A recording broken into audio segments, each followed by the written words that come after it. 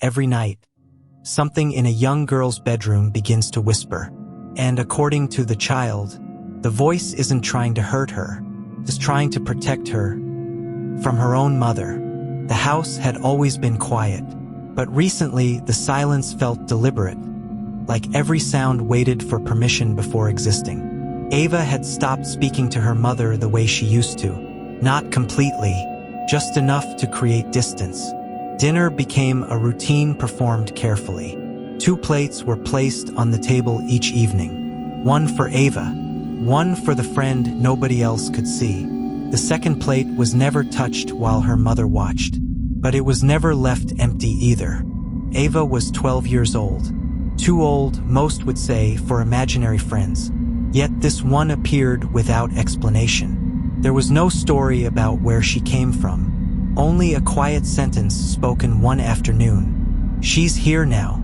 From that moment, Ava rarely faced the corner of her bedroom where the closet stood. Her gaze often drifted just past it, as if someone taller was standing there, waiting patiently. One evening, while carrying dinner upstairs, her mother paused outside Ava's room. 2 voices moved softly behind the door. One was Ava's, the other was lower, slow, barely audible. The moment the door opened, the second voice vanished. Ava looked up calmly, then glanced toward an empty chair beside her desk. "She says you're loud tonight," Ava murmured. Her mother had not spoken a word. 3 nights later, crying echoed down the hallway. Her mother rushed upstairs, heart pounding. Inside the room, Ava sat upright in bed, completely dry-eyed. "She got scared," Ava explained softly. "Scared of what?" Ava's gaze shifted toward the closet, then back again. "She's scared of you." The words lingered long after the light turned off. The house began to change in small, unsettling ways. A second toothbrush appeared beside Ava's sink.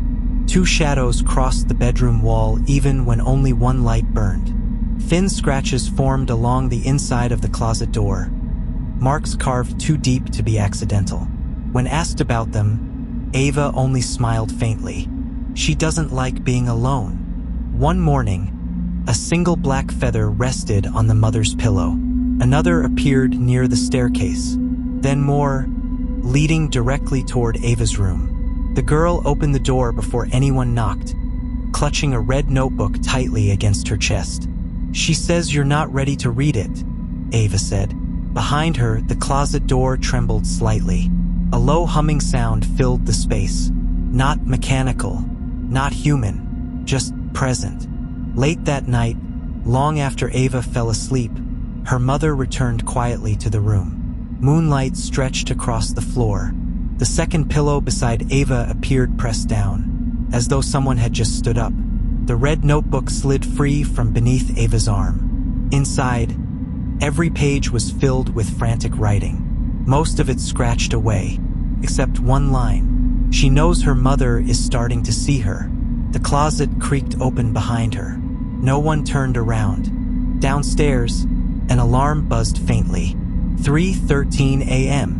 The humming from the closet grew louder. Bare footsteps moved across the hallway floor, slow and uneven. When the mother turned, nothing stood there. Yet the air felt crowded, heavy, occupied. Ava appeared halfway down the staircase, head tilted at an unnatural angle. Her smile stretched too wide beneath the moonlight. A dark feather slipped from her hand and drifted to the floor. "She says you shouldn't have taken her things," Ava whispered. Her eyes shifted toward empty space beside her, as if waiting for approval. "She says understanding isn't necessary," the girl continued quietly. "She says leaving would be safer." The lights flickered once. For a single moment, something stood behind Ava, tall, thin, barely shaped from darkness. Then it vanished. Ava's voice softened. "She isn't imaginary," she said. "She was here first." The house felt smaller after that, colder, like it had chosen a side. Since that night, 2 plates still appear on the table every evening. 2 sets of footsteps echo through the hallway after midnight. And every night at exactly 3:13, the whispering begins again. Some people believe children create monsters to feel safe, but sometimes the monsters are the ones teaching children who to trust.